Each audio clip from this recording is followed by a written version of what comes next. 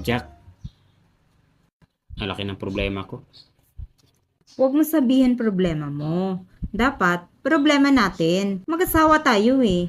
Yan dapat ang lagi mong iisipin. Problema mo, problema ko rin.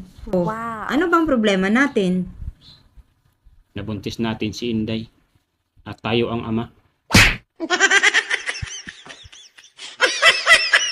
Now I know how it's like to have a precious love in my life.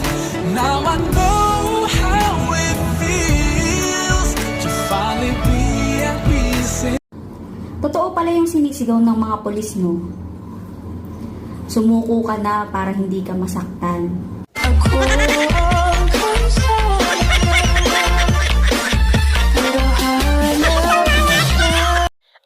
Kailan ka